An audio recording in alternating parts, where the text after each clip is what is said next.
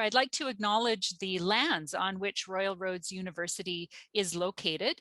And these are the lands of the Kusapsum and the Lekwungen ancestors and families who have lived here for thousands of years and have just beautifully stewarded this land and continue to steward this land.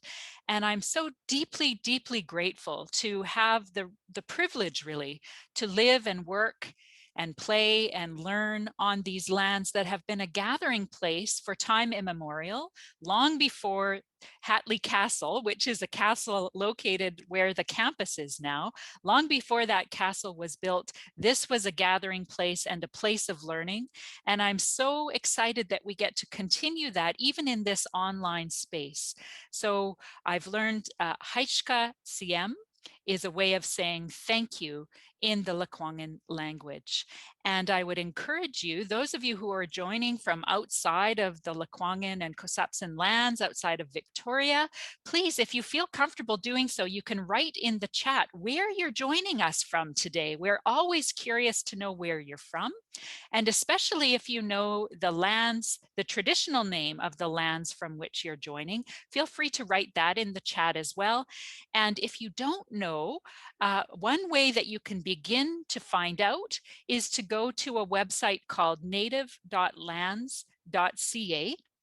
And that website will sort of give you a sense, you can put where you are, and it gives you a sense of some of the names of the lands where you are located.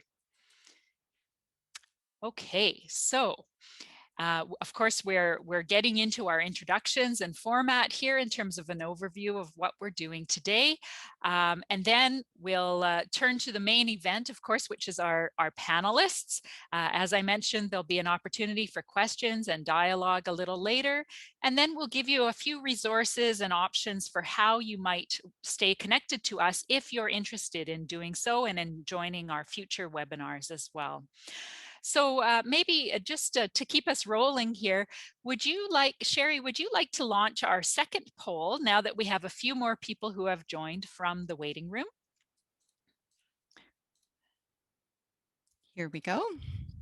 Thank you.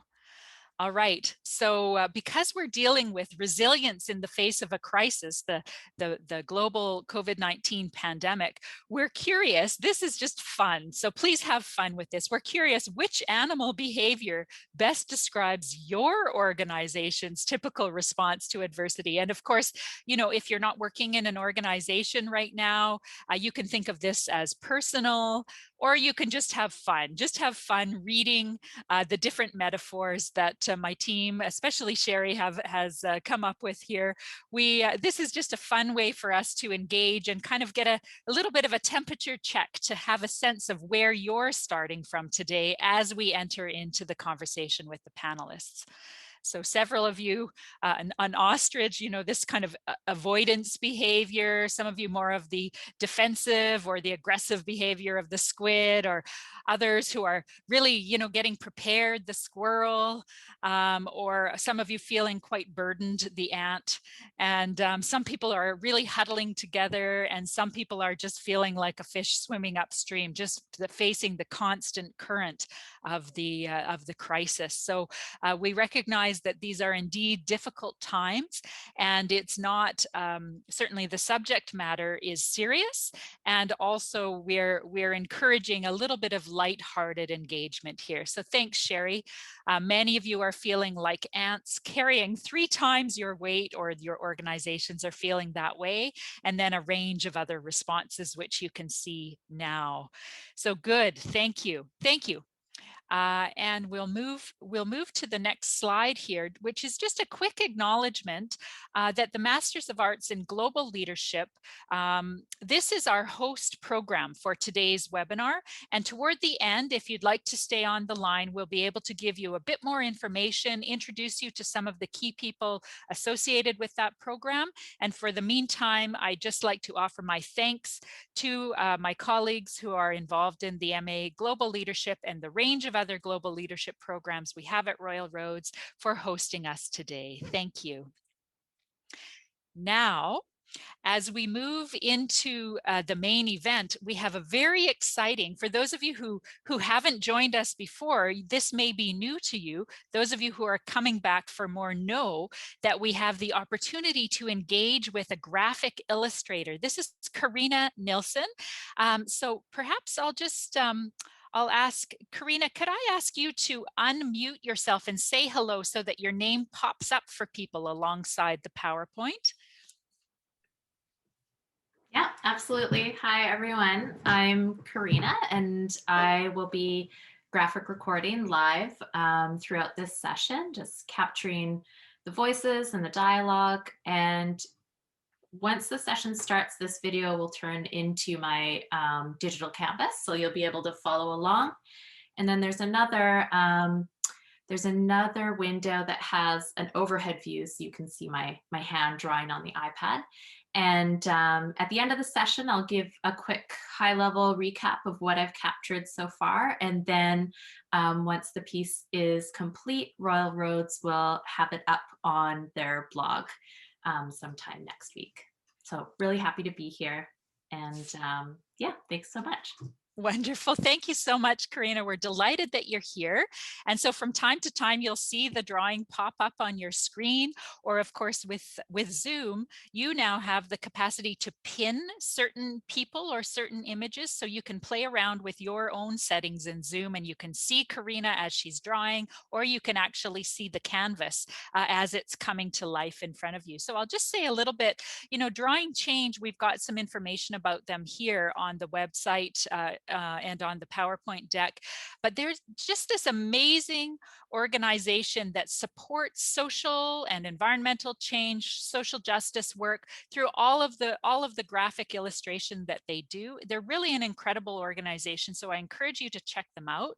And then in particular, Karina was raised in northern BC by Italian-Swedish immigrants. She came to Vancouver to complete her master's degree in history at SFU, Simon Fraser University, and she believes that visual storytelling can connect, empower, and inspire individuals and communities. And we'll have the opportunity to have a little taste of how that operates in practice as we engage with Karina today. Thank you so much for being here, Karina.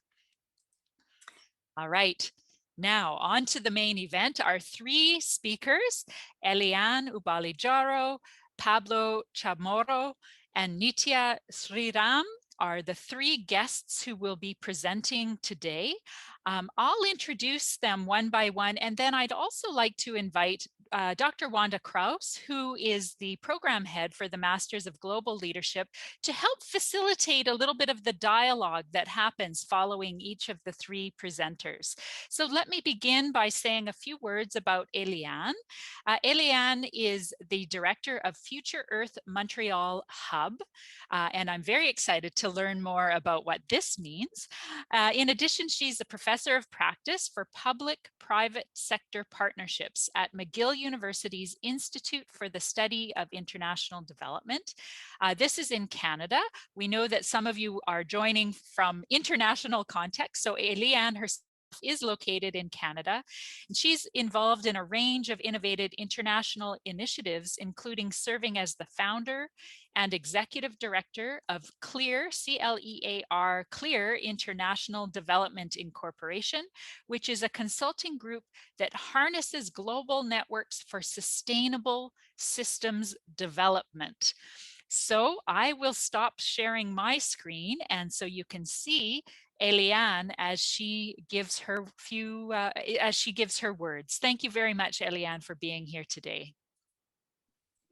Thank you, Catherine. It's a pleasure to be here today. And so, I mean, we've all gone through this cataclysmic year in terms of how COVID has affected us. And so, when I think of the what we're here to talk about in terms of global resilience and the role of social purpose organizations, one of the things I was telling Catherine is I really feel we're at a time where all organizations in the world need to be driven by social purpose.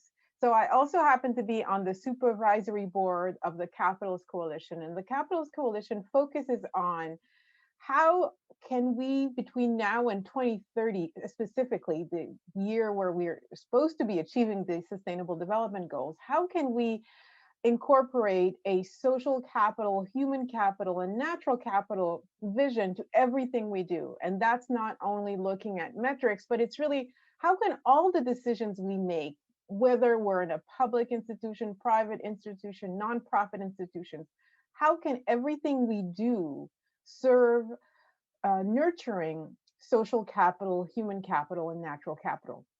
And even more than that, how can the financial world base all its decision making on how are all the investments they're making contributing to improving social capital, human capital, and natural capital? And I think it's really a time of great pivot in the world right now.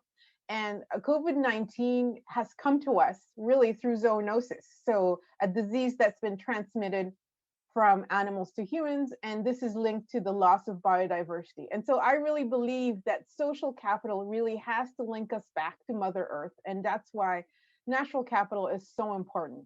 And I really feel that it's critical, if we don't want to have another pandemic happen, that the urgency of how we relate to biodiversity in the world be central to everything we do, decision making, whether it's policy wise, business wise, education wise. It's urgent that we look at our relationship with nature in a very different way. We've all been affected in all sorts of ways around the world by COVID-19. And as you see behind me, I'm on the East Coast. All of you in Victoria and rural roads, you probably have much milder weather than I do right now.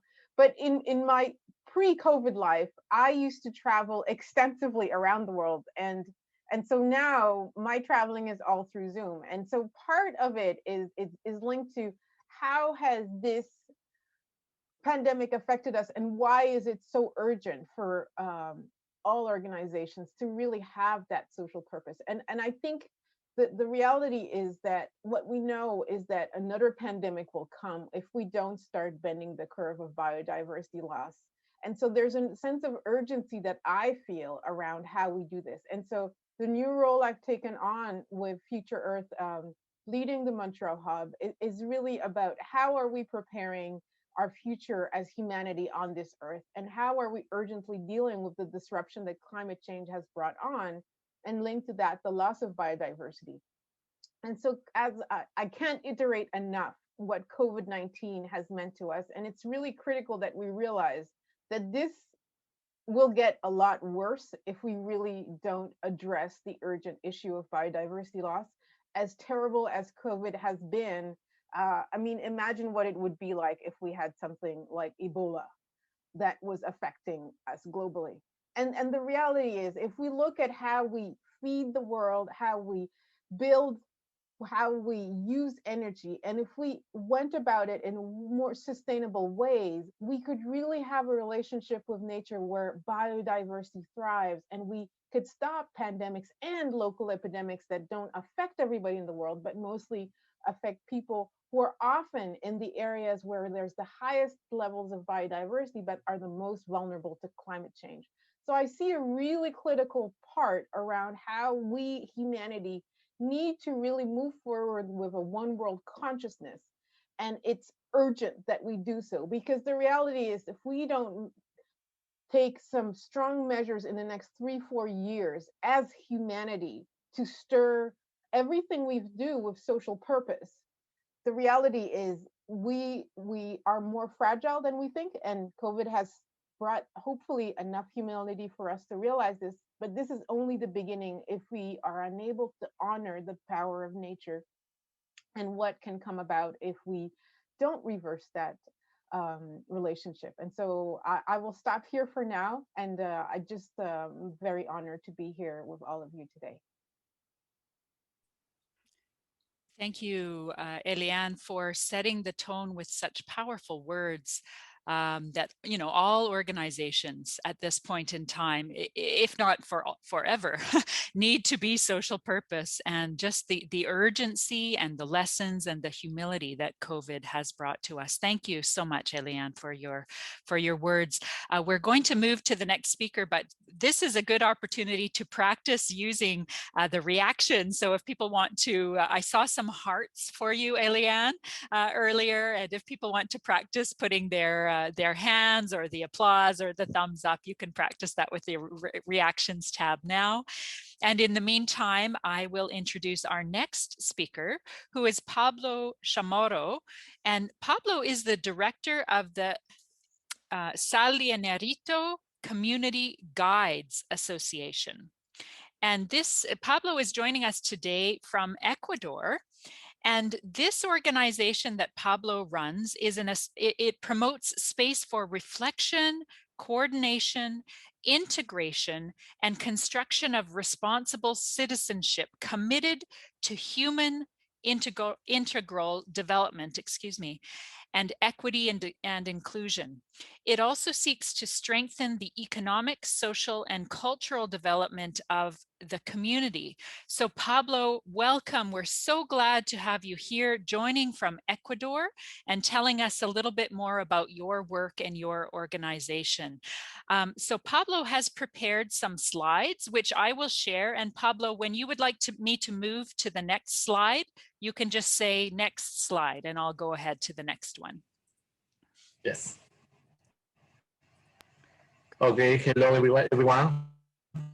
I'm very happy to be here and be part of this webinar.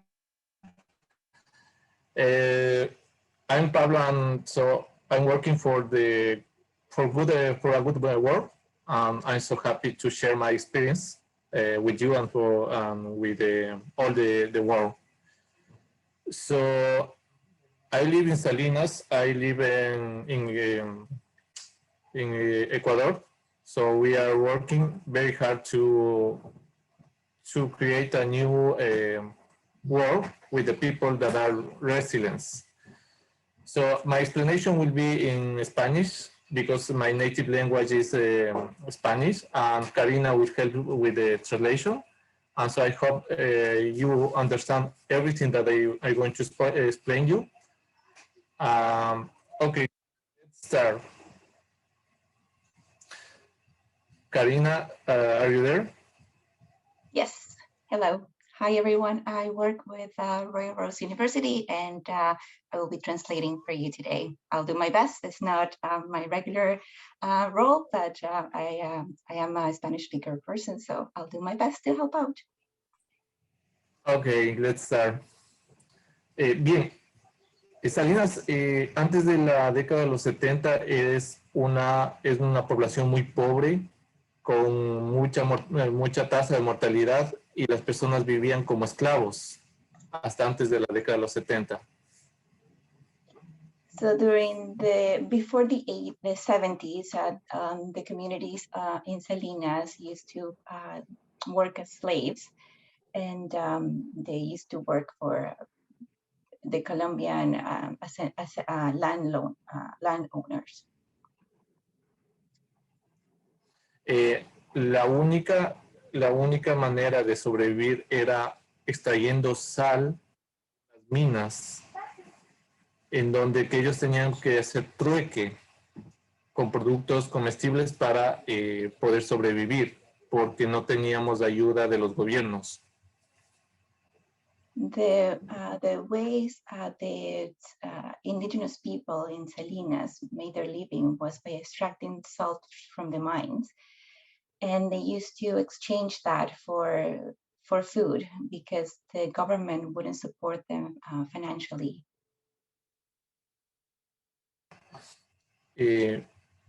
La vida era de las personas muy pobres, vivían en chozas, son construcciones de tierra con paja, en donde vivían con todos sus hijos y también con animales domésticos, y la precariedad o los alimentos eran preparados en la misma casa, no tenían habitaciones. The ways of living in Salinas during this time was in houses made of adobe and straw. All of the family will be living and sharing the one space, and they used to cook in the same space. So the living conditions were very bad, and they didn't have a lot of resources. No tenían en ese entonces facilidades como luz, electricidad, hospitales, agua potable. La mortalidad era muy alta. They didn't have access to basic services like water, electricity, phone, hospitals, and the mortality rate was very high.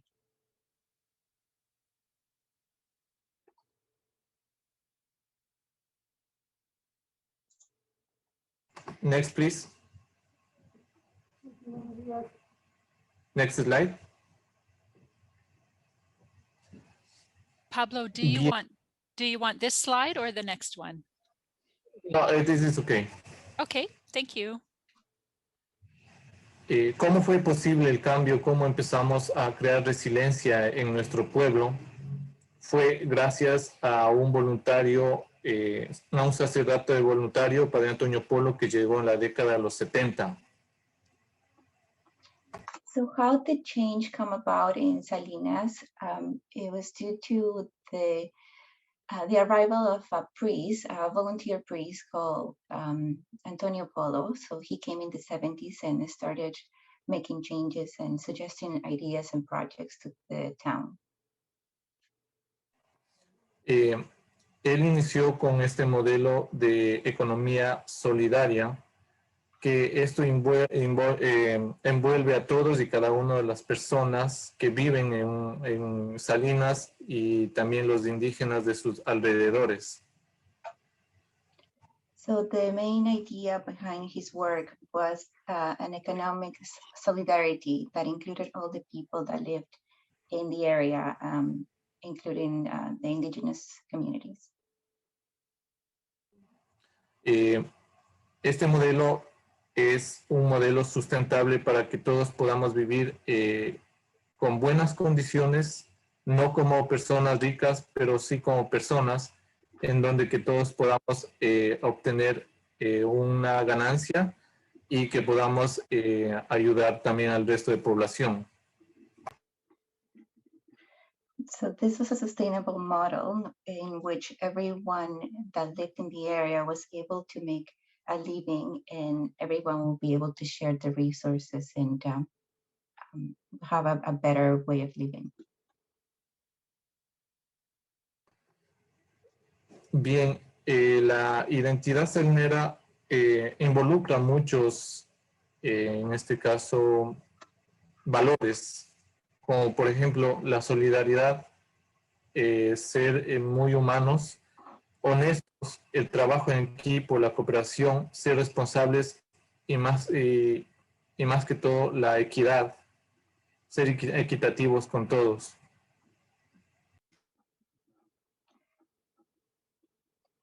So this was about the Salinera identity, which and their values, which are mainly about responsibility, solidarity, equity, and helping each other. Gracias a Padre Antonio Polo, nosotros hemos aprendido y estamos compartiendo esta identidad y enseñando a las personas a vivir en resiliencia, enseñando a las personas de cómo podemos seguir adelante. So thanks to the teachings from Priest Antonio Polo, they continue to learn and share with others the ways that the communities can become more resilient. Por ejemplo, en estos momentos que nos ha tocado vivir la pandemia, estamos trabajando en estrategias para que los pueblos, los indígenas que no tienen conexión a internet, no tienen vías o caminos para ir a la ciudad, puedan vender sus productos y obtener un beneficio económico.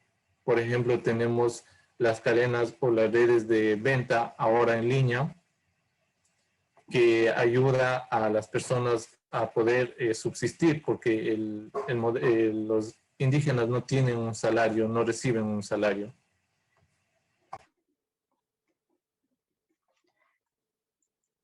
So because of the pandemic, we have had to find ways to continue to sell our products. So we have been relying on web sources to do that, because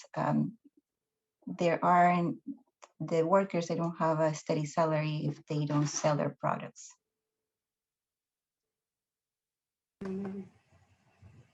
Tenemos la parte inclusiva, en donde todos los lunes tratamos de que todas las personas compartan con nosotros sus experiencias, y también estamos tratando de que los niños y jóvenes aprendan de los líderes que ahora estamos al frente de este modelo social, para que tomen la batuta en el futuro y vayamos enseñando, y ellos vayan aprendiendo, y sea como una cadena que todo el tiempo sea de aprendizaje. So one important aspect is inclusivity. Every Monday, everybody shares their experiences, as well as they teach the youth our learnings, so they can continue on in the future with the future generations in this type of approach.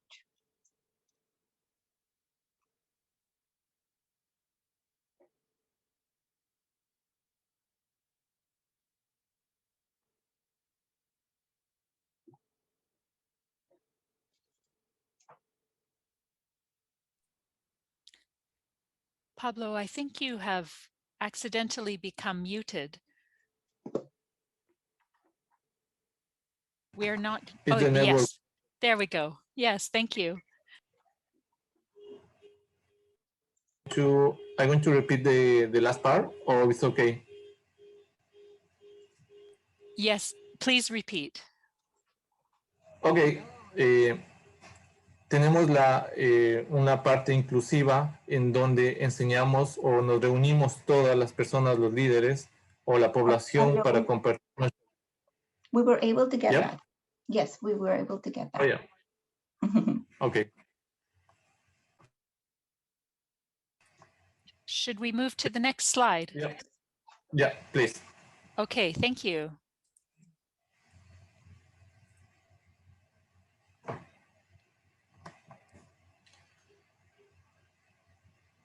Bien, nosotros como comunidad, como una población pequeña, tenemos muchos retos, y en este caso, cómo pude ser resiliente es gracias a las personas que me apoyan, a mis padres, personas que contribuyen a crecer espiritualmente y también en conocimiento.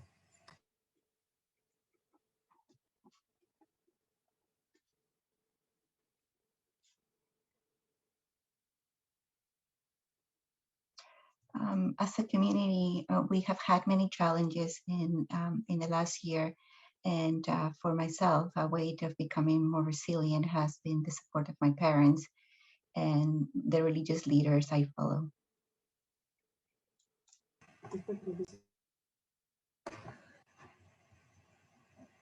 Tenemos un trabajo comunitario, que quiere decir que todos nos ayudamos entre todos para conseguir objetivos.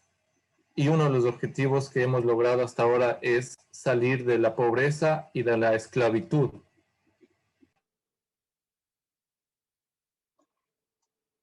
We support each other in achieving our objectives, and some of the objectives that we've been able to fulfill had been to get out of slavery and poverty.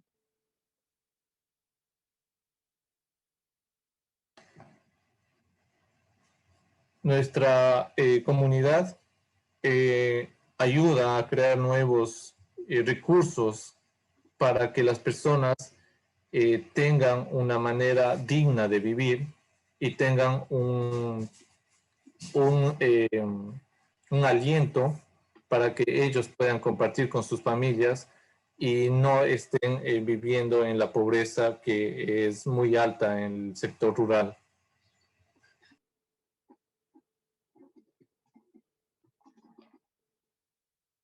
Our community helps create resources so that people can make a living and not live in poverty, which is something very common in rural communities.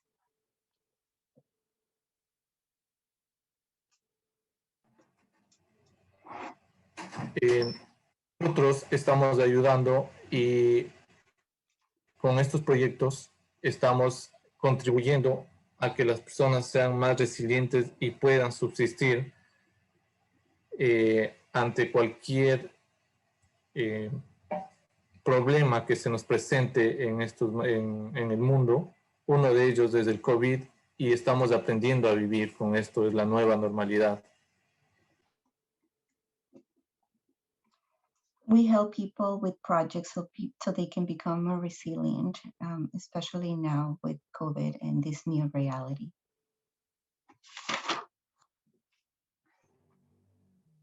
Bien, nuestros objetivos se centran en 4 puntos específicos que hemos trabajado ya por mucho tiempo. El primero es entrenar a los líderes, quienes conozcan acerca de la administración rural, que tengan experiencia en la vida rural.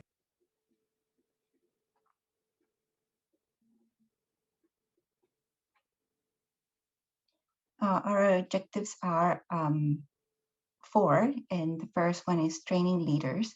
And these are leaders that have experience living in a rural setting and understanding what living in the rural situation is like.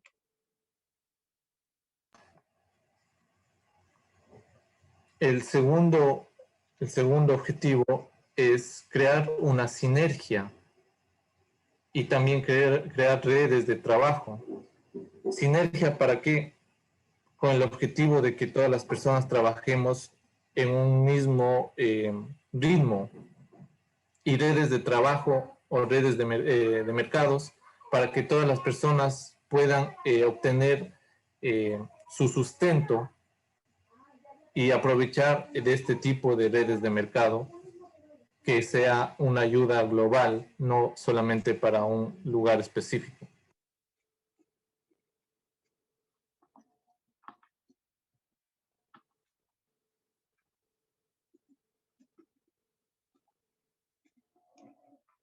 The second one is create synergies and networks for work. And this will help people make a living and take advantage of the opportunities this provides, and not only to help at a local level, but globally.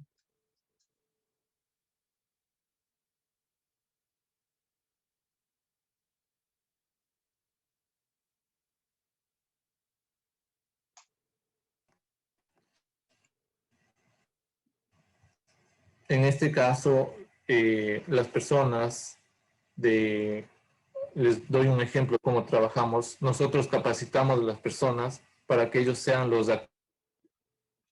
actores quienes estén en directo, en contacto con las personas que nos ayudan.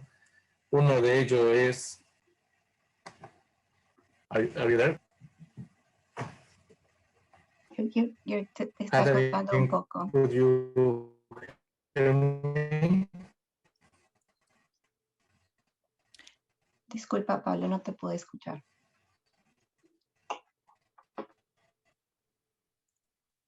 Okay. Yeah, I know it's the network connection. It's Dorian. Yeah, I want to read for everybody. Por ejemplo, como nosotros creamos un círculo de trabajo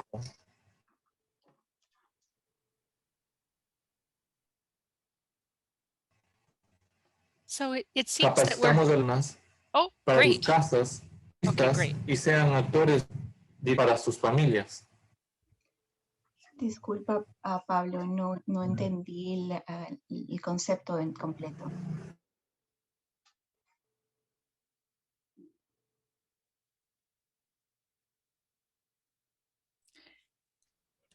Catherine, So, I believe we've lost Pablo there. oh dear. Yes. Okay. Well, thank you. Thank you, Pablo. My goodness, this, when we talk about resilience and global resilience, to have the opportunity to hear from someone working in a community that has moved, like he said, from slavery to self-sufficiency in the course of 50 years. I hope that people can really hear the significance of this and the incredible work that Pablo is doing. It's a shame that we lost the connection, but I'd like to really thank you, Karina Monsalve, for helping to translate, and I'd really like to extend my appreciation to Pablo as well for joining us. It's too bad we lost the network connection. Hopefully he'll be able to join again, and we can join in question and answer and a little bit of dialogue later on. But in the meantime, this point that he was in the middle of making about global solidarity, this is really one of the purposes of today's webinar. And so linking people from Ecuador to, all across Canada, and our next speaker is joining us from India. This is one of the reasons why we're having, today's webinar about global leadership, how we can learn from one another and how we can support and work in solidarity around the world. So I'm just delighted to hear more about the work Pablo has been doing. This is his final slide, and this is really connecting to this sense of resilience, Salinas living resilience, the idea that, from the first slide, talking about the conditions of mining and selling salt and being essentially working in slavery, 50 years later, now this sense of resilience and self-sufficiency is really quite phenomenal. So thank you, Pablo. I hope you can join us again. I'll Catherine, stop. I'm just going to jump in to say Pablo I see he has been able to reconnect, so he'll have a chance to maybe just say some closing remarks. Oh, wonderful. I'm so glad to hear. Welcome back, Pablo. So at this point, we'll move to Nitya, and then Pablo, you can join in the conversation later on. I'm so glad you made it back. So Nitya Sriram has jumped in at the last moment because our colleague, some of you might have seen our colleague Nandita Bhatt's name on some of the original media for this. Nandita was called away at the last minute. We wish her all of our good wishes and all the best. And in the meantime, I'm so thrilled that Nitya has been able to join us. Nitya is the Senior Program Officer for a foundation, for an organization that is very dear to my heart, the Martha Farrell Foundation in India. So this is an organization that promotes gender, justice, and equality in the workplace and community. This organization is named in honor of the late Martha Farrell, who was a passionate civil society leader, renowned and respected in India and really around the world for her work on women's rights, gender equality, and adult education. She was among 14 people killed in a terrorist attack when she was staying in a guest house in Kabul, Afghanistan on May 13th, 2015, right as we were launching the Global Leadership Program, in fact. She was meant to be an instructor in the program, but she had been in Kabul leading a gender training workshop with the Aga Khan Foundation in Kabul at the time of the attack.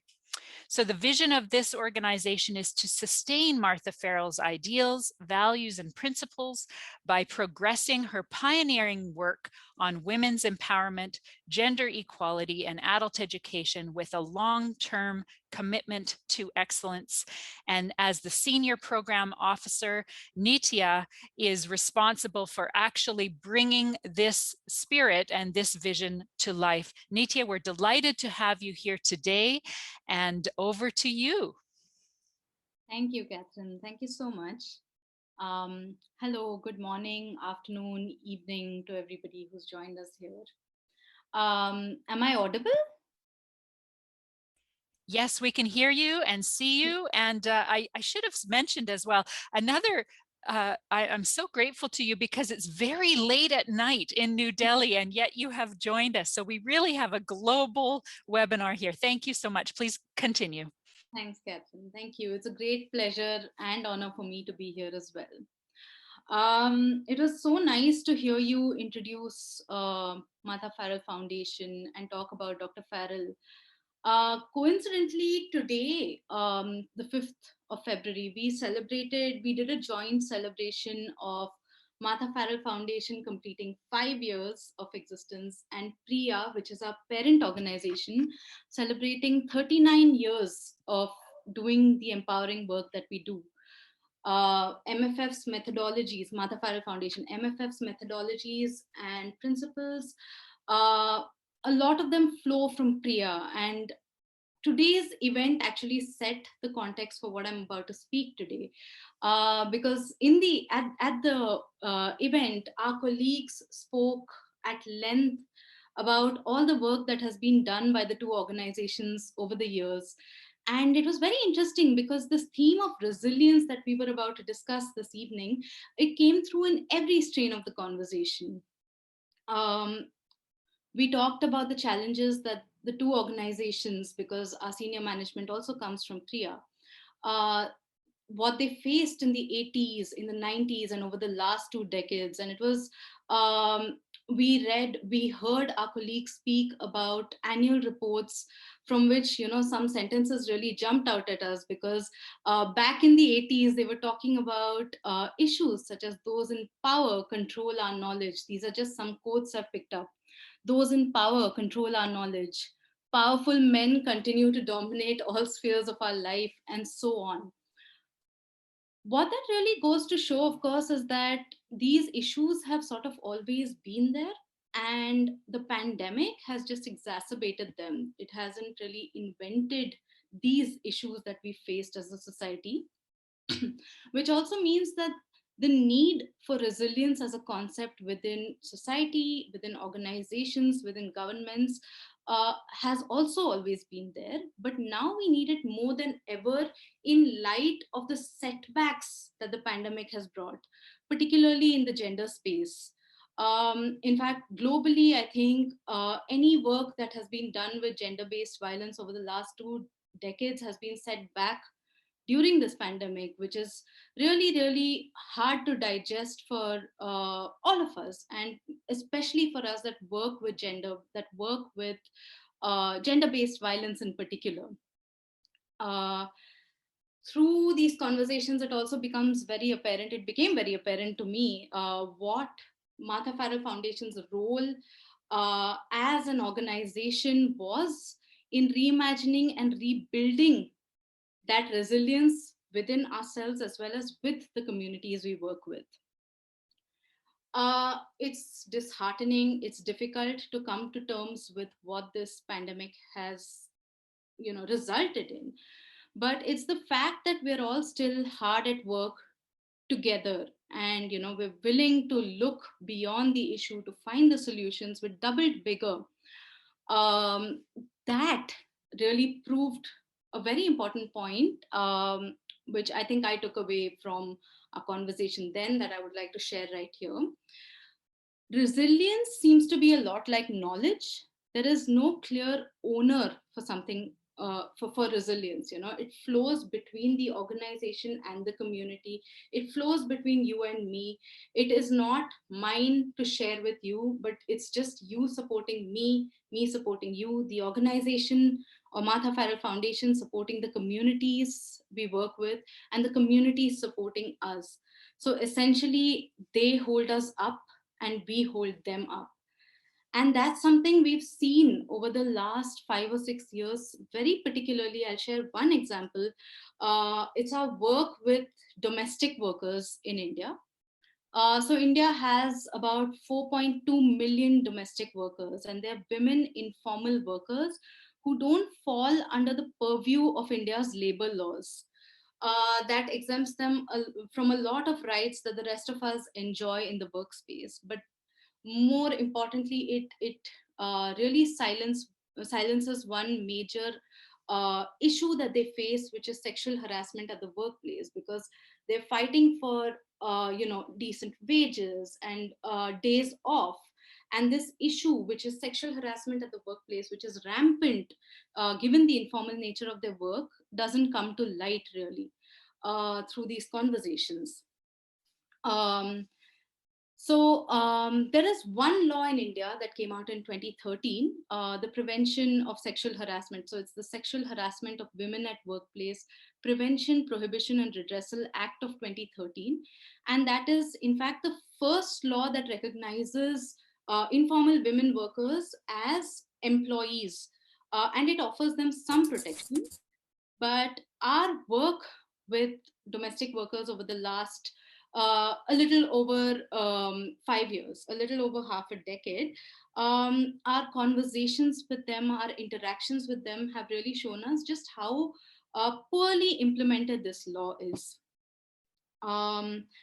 But given that this is one of the key issues that we're working with, we've tried our best to sort of make interventions right from the beginning.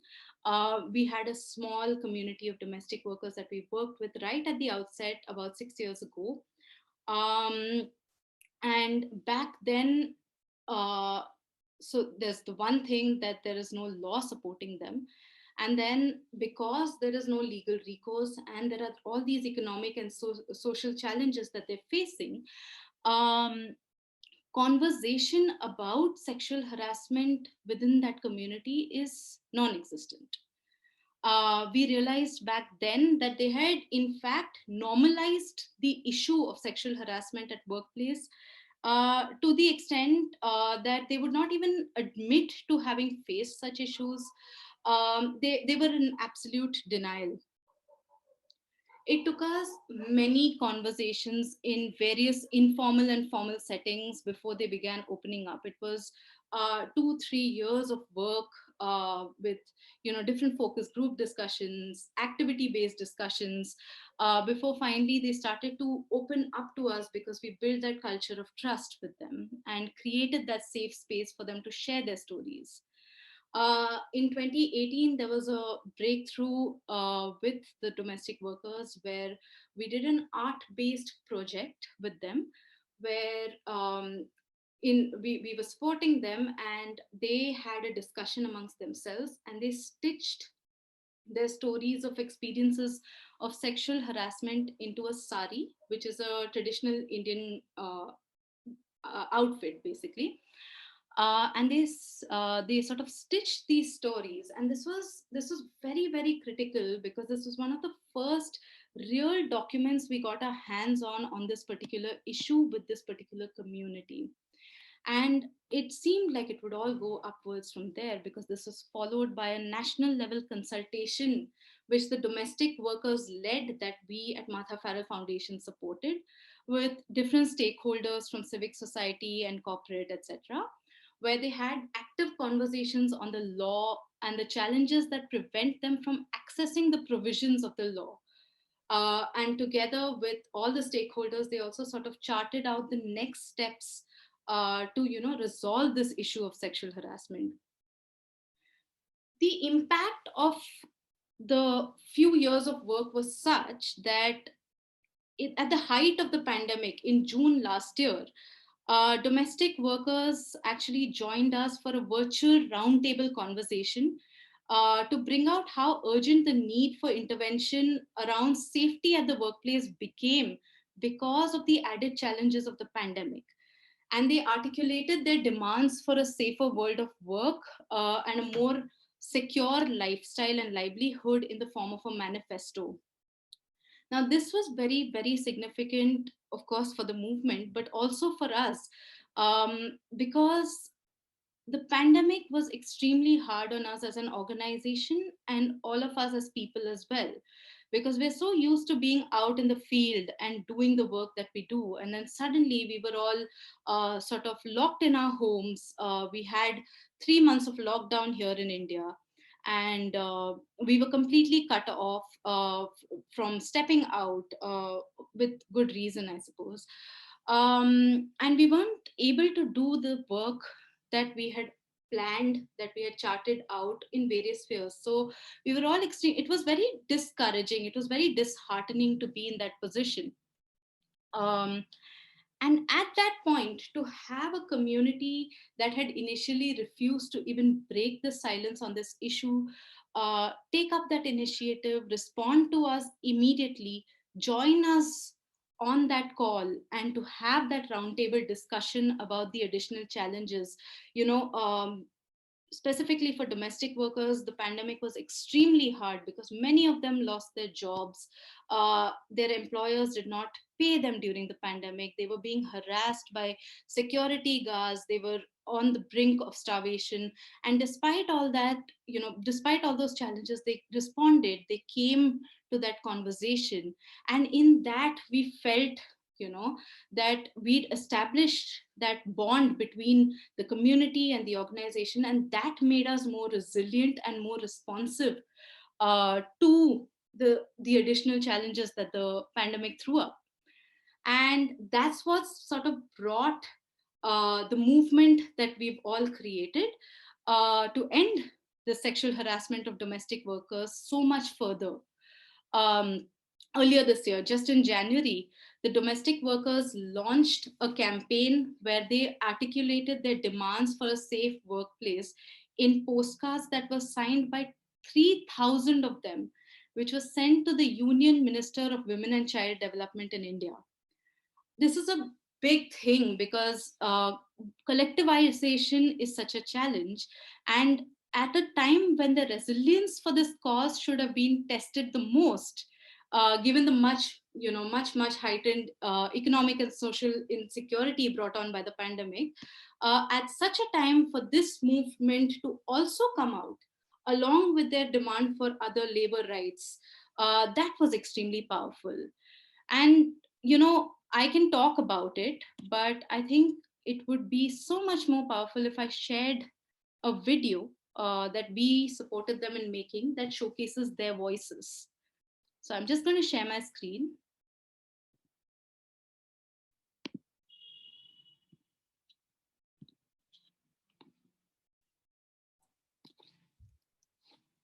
Okay.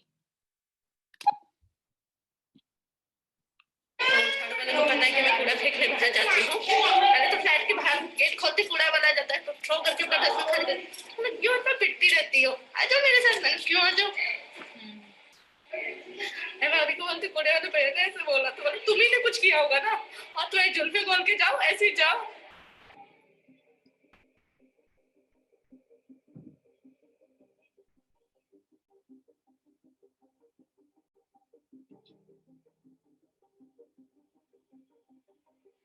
बवाल भी हो गया कल टोनपुर में, एक lady को मार डाला असम का, उसको साहब ने रेपिंग की बात, मतलब उसको 11 मलाई से उसको गिरा दिया था. कितना गया, हम लोगों ने लड़ाई किया, हल्ला किया, थाना में जाके पूरा घेराव किया, लेकिन कुछ मदद नहीं मिला. लेकिन जो जाने वाला वो तो चला गया. गेट पर ज्यादा टॉर्चर होता है, गार्ड ज्यादा टॉर्चर करता है. ऐसे बोलते हैं, ओए तू जा रही है, तुम अथी एंट्री करा, तू पास देखा, बोलता है इस लिप में ना जा, उस लिप में जा. अगर उस लिप में चले जा, वो तुरंत रोक देता है, बोलता है मैं वीडियो बना के मैं कंट्रोल रूम में भेज देती हूँ. कोई तरीका होगा? ये सब समस्या बहुत बेकार है. आज से 4 साल पहले जाती थी मैं, तो ऐसे टैक्सी वाले थे जो नंगे खड़े हो जाते थे, निकल के और हिलाने लगते थे. कुछ टैक्सी वाले ऐसे थे, काफी बार हुआ तो हम काम ही छोड़ दिया. 6 बजे से खुद अब जाती ही नहीं हूँ मैं.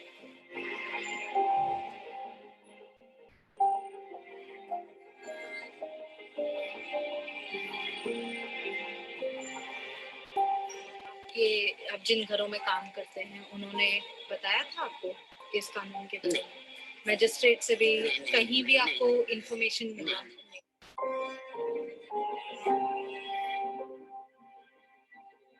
मुझे कोई कानून के बारे में नहीं पता चला, मुझे जानकारी चाहिए थी. चलो फाड़ करके बताऊंगी समझ.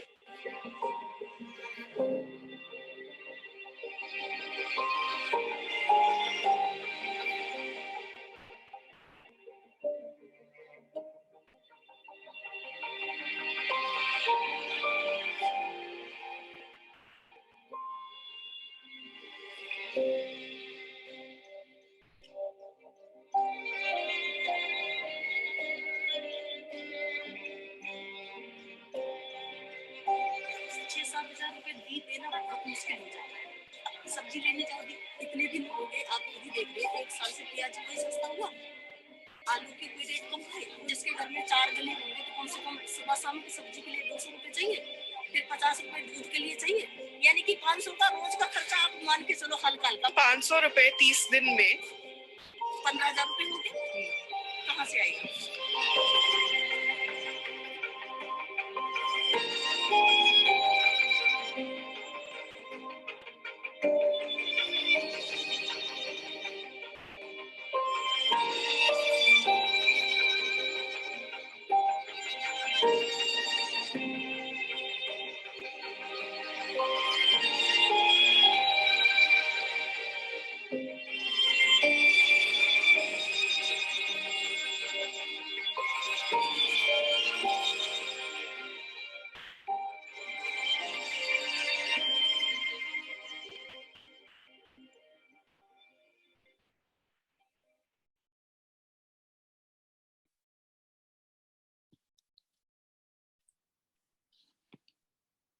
Yeah.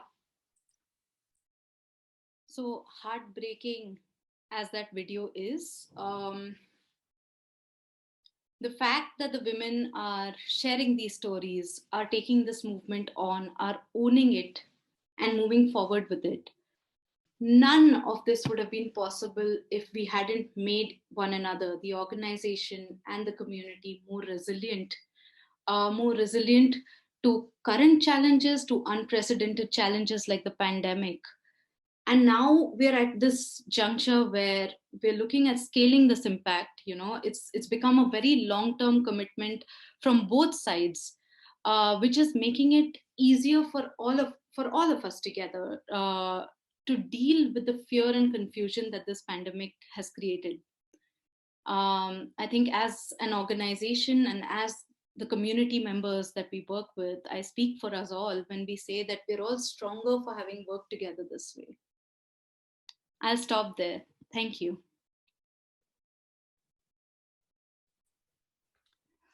Oh, Nitya, my goodness, what a powerful video you have just shared, and so inspiring to hear your work and the work, and as people are saying in the chat, just the courage displayed by those women for speaking out and for demanding a safe workplace, and for your work supporting that to happen. Thank you ever so much. It seems trivial to put a little reaction of applause, you know, using a Zoom icon for something as deep and as personal and as powerful as that. And yet I thank you for the work that you're doing. Wow, 3 incredible panelists, 3 incredible stories, and really a sense of what's happening in places that are in some ways very different from Victoria, and yet universal challenges that we face around the world, of course, manifest differently in different places. And so at this point, I would like to introduce my colleague, Dr. Wanda Kraus, who's the program head for the Masters of Global Leadership. Wanda will be facilitating us in conversation for the next maybe about 10-15 minutes or so. And I'd also like to acknowledge, Wanda is currently the program head. I'd also like to acknowledge that we have a number of colleagues from the Global Leadership Program in the audience today. Lisa Korak, who's the program coordinator, and Dr. Wendy Rowe, who's one of the instructors and was the original founder of the Global Leadership Program. So thank you for everyone. Thank you to everyone for being here.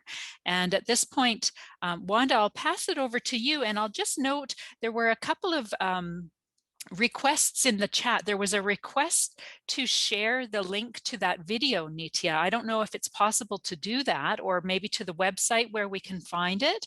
And then Pablo, when you were speaking, when your network dropped you from the call, people were asking about sort of the end of the story. What happened to the ranchers in Ecuador, in your community? And if there's any further insight you can offer about where you are now. So Wanda, over to you.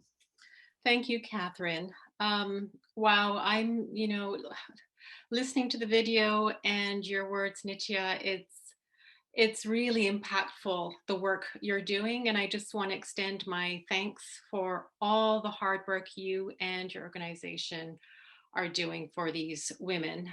And Pablo, the organization that you're leading in your community is also, as we can see from your description and your slides and the translation, thank you, Karina, is super impactful. As Catherine had pointed out, over just 50 years, the work you've done is incredible. And Eliane, the work you're doing as well is incredible. And I love that you make the point that every organization ought to be a social purpose organization around the world. And you asked how financially driven organizations or companies can think about a little bit more about how to contribute to or be guided by social purpose. And I think that's a bang on question. And as we can see in the last, not many years, but in the last decade, we see many more organizations being purpose driven, even though they are financially driven, but still there's a lot of work to be done here. And here, Eliane, you've connected purpose to creating social capital. And this is also super important if we think about it's human capital that we're actually talking about and we need when we think about financial capital and also civil society development. So these are all critical pieces of what we need for greater resilience and change. And I also love that you speak essentially to planetary health as something we need to be thinking about if we're talking about social purpose and becoming resilient. We cannot be resilient if we don't think about the impact we have on the planet and vice versa. So thanks for bringing those two pieces, people and obviously the planet, to the conversation today on social purpose organizations. Pablo, you've introduced something really interesting, the solidarity economy as an approach to your organization in Salinas, Ecuador. And with that, the importance, and we seem to neglect when we talk about social purpose organizations that we're not talking always about large scale organizations or the need to scale up, but often we're also talking about the power of networks. So community-based forms of organization that are not necessarily organizations. And so with the economy as the focus, but the economy in order to help people, to support people in such rural places as in Salinas. And I love your description of inclusive democracy when talking about solidarity economy as a model and approach. Inclusive democracy, as you pointed out, it's not just about voting, because if you do, then children and youth, as you pointed out, are super important, but would be marginalized. And I love that you include weekly meetings with people who are essentially on the margins as part of that inclusive democracy approach for self-sufficiency.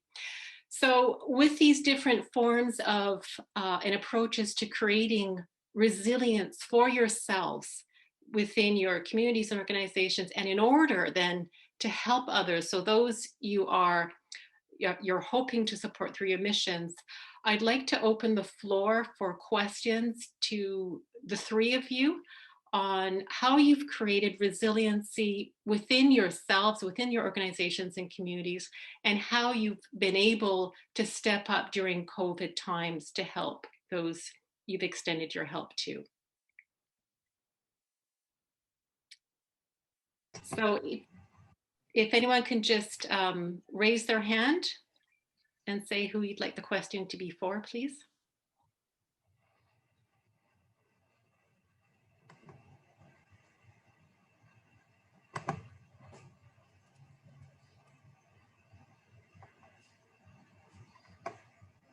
It looks like Pablo has raised his hand, and I also noticed that earlier there was a message in the chat asking about what happened to the ranchers? So Pablo, when you speak, maybe you can address that question. What happened to the ranchers you were talking about in your community? Thanks, Wanda. Okay, so for answer the question, in 1970, the priest Antonio Polo, together with another volunteers, abolish this law, and they bought the lands for share to the indigenous, and the indigenous can work in the earth for produce some products, or maybe work with the cows like a farmers. Because before the 17th, all the people that live in that lands, they were slaves of the landowners or ranchers.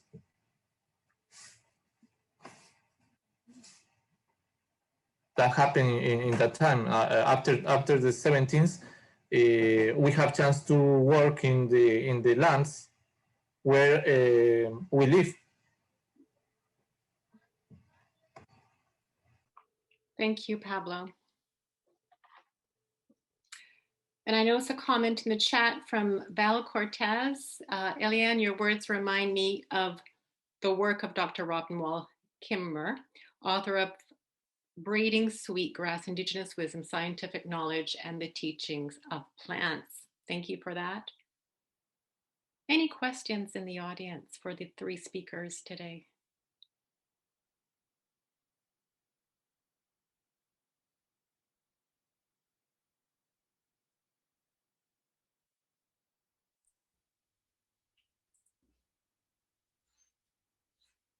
We can certainly give enough space. People sometimes are shy in this kind of a platform, but maybe Val might want to jump in further. But actually, I had the opportunity to listen to a webinar with Robin Wall Kimmerer last week, and she really was talking about gratitude for the earth, gratitude for the plants, and the way that reframing our very worldview, our very perspective of what it means to live in such a place of abundance where the earth takes care of us. And so how can we turn that into a relationship of reciprocity where we too are taking care of the earth? So maybe Eliane, you could respond to that. And then I see, Wanda, I'm not sure if you're seeing it come up on your end. There are a couple of questions starting to come up in the chat, and Louise, it looks like, has her hand up as well. So maybe Eliane, if you wouldn't mind starting there, and then we can go to the next questions. Wanda, over to you. Yes. So just in reference to Braiding Sweetgrass, it's a beautiful book that I'm actually listening to, read by the author right now. And so there's something very beautiful about how she connects her ancestral roots to her career as a scientist, and part of it for me as an African woman, as a Rwandan woman, and as a molecular geneticist working in the global world, it's how do we connect the traditional wisdom that grounds us in nature to this modern world where disconnect can be often present. And so, you know, Wanda, you were asking us in terms of how are we cultivating personal resilience. Part of it for me has been reading books like Braiding Sweetgrass during these turbulent times. I think it's very important as we go through this turbulence to connect with wisdom that speaks to our heart and souls and our intellect. And I think what's really important in these times is really that connection of heart, mind, and hands, and ensuring that everything we do aligns with that congruency. And the more of us have that congruency in what we do, the greater alignment with nature. Because really what's happening right now with COVID-19, it's a disturbance that is a reflection of a misalignment that humanity has cultivated, and it's our choice. We can discern not to live in disalignment. And I really think, you know, that's part of the message of Braiding Sweetgrass. And so I also highly recommend All We Can Say, which is a beautiful collection of essays of women activist in the area of climate change, because I really feel that in this, it's a dark time. There's a lot of things that have come out, you know, whether it's COVID-19, whether it's issues of racial injustice around the world. We're at a time of reckoning, of deep reckoning for humanity. And this may not be a war against a nation and entity, but it's really a war against our shadow, our collective human shadow. And how do we embrace it and integrate it and not resist it or live in reactivity to it? And so I really feel that humanity is at a real crossroads in terms of how we move forward. And part of the ways that I said, you know, I've cultivated the interior in terms of my readings, and I've also been involved in a number of dialogues, and I've been on a task force related to COVID-19 and food security with the Food and Agriculture Organization of the United Nations, as well as with the African Development Bank, because I really feel it's an opportunity to have the expertise that comes with our technical and scientific backgrounds be grounded in a wisdom that is cultivated by our reverence for nature. And for me, it's really bringing all of that into my work and cultivating that inner resilience through readings that nurture my soul and keep me going, because the workload has increased and we're all on Zoom and we're disconnected in terms of not being able to touch and hug, but it's also how do we take advantage of this cyber world that we're in to connect globally. I mean, how amazing it is that, you know, we're in such different places in the world, and here we are together in this space. And so part of it is finding that interconnectedness, even if right now it feels disembodied. And I think the more we cultivate the congruence within us, the more embodied our own wisdom becomes. And even though right now we are social distancing, it doesn't mean that interconnectedness can be less strong if we live with our own congruence. Thank you, Eliane. That is so beautifully said. Thank you very much for that. We have Louise in the audience. I'll take your question, and then we've got two more. We can only then take two more questions, which I already see in the chat. Louise? Hi, thank you. I just want to say really quickly, just thank you to, to all three of you, to Eliane, Pablo, and Nitya, for your incredible stories and presentations. It was really moving, and I find in this world that the beauty of, some of the resources that we have in terms of the internet and Zoom is it allows us to connect our outlying communities and some of the needs that we see within those that are so critical. That being said, when it comes to social purpose and some of your stories, and my question is to any one of you, is what is it that you feel that we can do? And I know Eliane spoke to that just now, and so maybe either Pablo or Nitya, what do you hope to gain? How can we as individuals help amplify that and come together in an allyship where we stand together for some of the issues that you're bringing up and bring that greater awareness? What do you recommend that we as individuals on this call can do to help amplify the cause that you're fighting for?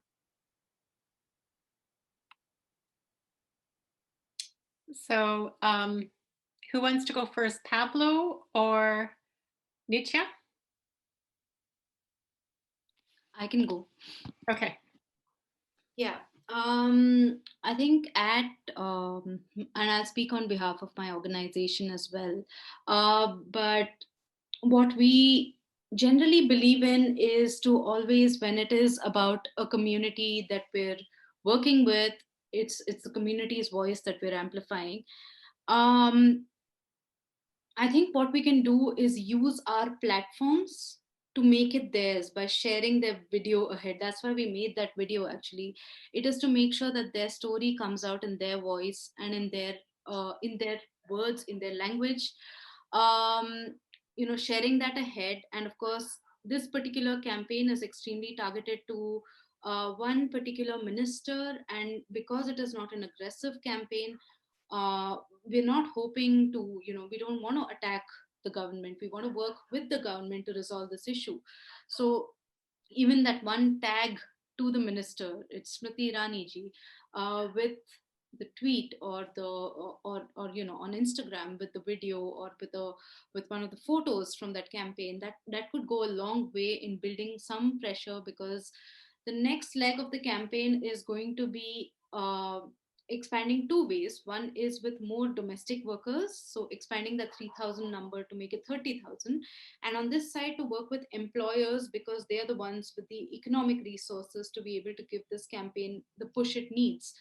So the push it needs is to basically build enough pressure that there is some interaction, so that all the work that the workers have been putting for the last 6 years to get noticed, to have this issue noticed, finally gets its due, and there is conversation around the issue.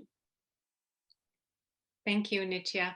And there's a very similar question in the chat directed to Pablo. So I'll direct the next question to Pablo. And it's around questions. It's around storytelling. Is telling stories about the work in the community important, Pablo, to the community?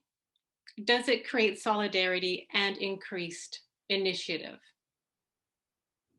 Pablo? Yeah,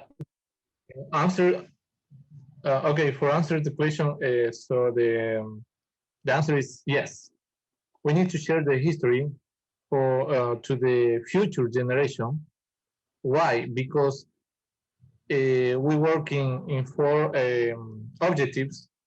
One of them is work for the future leaders, training the future leaders, and how the future leaders know about the Salinas, about our village, is knowing the history, how was the process, how the people work very hard to create this village, this new village for the new generation, like me, like the another people, like the children.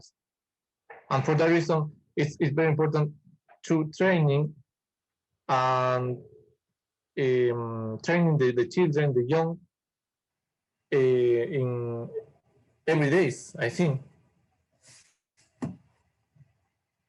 Thank you, Pablo. For sake of time, I will give it back to Catherine now to introduce Karina Nielsen's work. Thank you very much to the 3 speakers. Thank you so much, Wanda. Great questions from everyone. And what nice synergy. I noticed in the chat, Wendy had said that there's a women's cooperative that is in Pablo's community as well. So understanding the work that women are doing in Ecuador and in India, in New Delhi in particular, with the domestic workers you mentioned, Nitya. It's great to see these connections as we hear from the 3 of you. Wonderful comments. So just taking a moment to applaud and really give our heartfelt gratitude to the 3 speakers. What a wonderful, just an incredible opportunity, as you say, Eliane, to come together in solidarity, to be in this space together across so much distance, and yet with shared goals. So thank you to one and all. At this point, Karina Nielsen, I'd like to invite you to come on for just a couple minutes and share this graphic recording that we've been watching you create in the background. Please go ahead. Yes, absolutely. Thank you so much. I am just absolutely buzzing. All of the speakers were amazing and inspiring, and I will be very quick because I know we're short on time at the end. So I'll just go through quickly and try to pull out some of the high level themes and key elements. And of course, for those of you that have been following along, I have a very nice hidden layer of all of my messy text and things that will be incorporated after the session is over. But really what resonated for me as I was creating and listening was, it really struck with me the Nitya's comment about that nobody owns resiliency. And I listening to everyone talk, I think this kind of speaks to themes from everyone about, you know, innovation doesn't necessarily mean that it has to be something new. This looking back into community, looking at the knowledge that is already there, looking at the experience that is already there, and identifying who are the leaders in your community and organizations, who are the children and youth that can be lifted up, provided resources to create those future leaders in community. And so I think this speaks to,